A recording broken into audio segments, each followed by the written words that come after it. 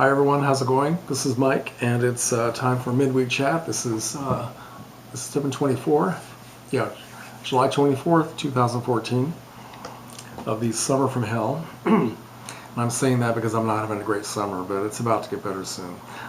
So this disease is finally lifting, and I'm gonna go back to work next week. So we'll see how that goes. Anyway. There are 3 topics this week. I've already watched 4 videos. I watched Ian's, I watched James, I watched Patty Moran's, and a new guy, at least a guy that I never knew before, a guy named Rusty from the UK. So they were all very interesting, and I gave responses to 2 of them, and I have 2 more to do. So I guess I'll get right into it. The first topic is, do I ever make scripted videos? And the answer to that is no, I never have, although I would like to. I've thought about doing it many times. I get these ideas that pop into my head once in a while about writing a whole script down of a sort of a, would come off as being a very serious film review, but I'm purposely making it funny, you know, with a straight face. I've thought about doing something like that. You think I've already done that, right? No, not yet. But yeah, I have some ideas, and if I just ever get my head organized properly, I might try to do some of those things, because they can be interesting. They can be a lot of fun. And the most I've ever done is to jot down things that I don't want to forget. For example, I jot down the 3 topics because I'm liable to sit here and completely blank out. And it's, you know, one of those senior moments, and completely forget what topic number 3 might be or something. And usually I try to jot things down when I do some of my, whether it's a top 10 or something else, some other subject. Everything's escaping me right now. What are the other subjects that we do? I know we do, oh, A to Z, right, okay. On my last one for A to Z, I neglected to write down everything that I should have because I forgot to throw in a few things that I remembered immediately after I turned the camera off. So I need to make a point of doing that every time, because I will forget things very easily. And okay, so that's my answer to that. And the second topic has to do with trolls, haters, and do I have a good sense of humor? Well, I don't have any troll problems at all. I've had something very minor that I talked about before, and I decided that instead of making an issue of it and responding to this individual, I just wiped them off my channel, banned them up from my channel forever, and end of story. And I've never had any trouble since.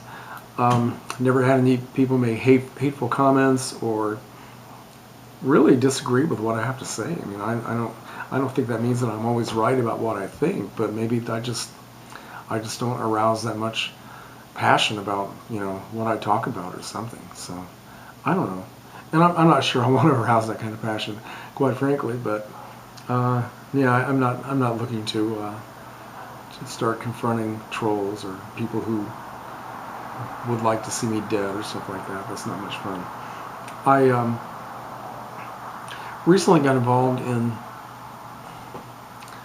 a little bit of a controversy on YouTube, totally unrelated to movies or music, which are the things I usually talk about on this channel, and a subject that I happen to be very passionate about. I watched a video that I found profoundly disturbing, and I decided to make a response. I waited a long time before I did, because I didn't want it to be passionate. I wanted it to be intelligent and calm and as friendly as possible, which I did. I spent a lot of time doing it and rereading it and going over it again and again, and even ended the comment, which is a very long comment, by saying, "I wish you all the best." And I got many responses to what I said, most of which were extremely friendly and intelligent. Even if the people disagreed with my position, they were still being mature and saying stuff like, "Well, I disagree with your position. Have you considered this, ABC?" And just providing information to which I could respond in the same way. Now, a lot of the people were just crazy and making all kinds of apocalyptic comments and just really stupid stuff. And people like that, yeah, I don't respond. I pick and choose who I respond to, because some of it's going to be worthwhile and some of it isn't. So I don't, in getting involved in things like that, I find that it's very important to be careful how you present your position and not make things worse than they already are. So, but generally speaking, I see a lot of things on YouTube that I find absolutely outrageous, and I could make comments and get involved in somebody's nonsense, but I just say, what's the point? I'm not going to do it. And as far as taking a joke or, making jokes at other people, taking the piss and all that sort of thing, I don't get involved in that very much either. That'd be kind of fun. I have a very good sense of humor, and especially about myself. And it probably doesn't come out very much, but I can laugh at myself before anybody does. And even about being bald and trying to cover it up with a hat, which I admit that I do. Now watch for a whole string of baldy jokes. So yeah, I can tell the difference between somebody who's being friendly and funny and somebody who's being insulting. So far I've been lucky. Nothing bad has happened. So what the hell? I can laugh. I can laugh at anything. And the third topic, which I probably can't talk a lot about, has to do with how we feel about reboots and remakes.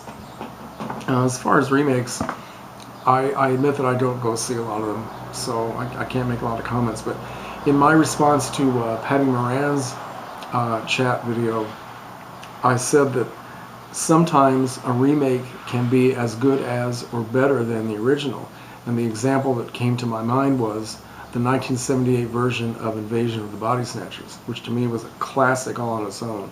And I love the original from 1956 as well, but the one from 78, it just brought so much more to it that it stands on its own completely. It doesn't even have to be thought of as a remake. So yeah, sometimes they can be done very well. And as far as the reboots, I guess the only one that I've already gone on record as saying that I don't see all of the, or practically any of the superhero franchises and all those things that keep getting redone and redone. But I'll just limit it to Star Trek. And I have seen both of the J.J. Abrams reboot films, and I remember coming out of I went in with an open mind and being very hopeful that I was going to really enjoy them. When I came out of the first movie, my head was kind of spinning and I was thinking, what just happened? I was trying to figure it all out. It was so filled with constant spinning and movement and noise and explosions that I didn't really get it. And I can't say that I terribly enjoyed it. And it didn't seem like Star Trek to me. And that was just my own opinion. I've heard so many people, after going to conventions after that and hearing a lot of people talk about it, both pro and con, it's fascinating to watch the Trekkies just start to, gnarl at each other about the reboots. And very strong opinions out there, and I respect those opinions and I respect their passion. In a way, I envy it, but I'm not that passionate about it that I think that it somehow changes what Star Trek is for me. When I saw the second film, Into Darkness, I felt differently about that one.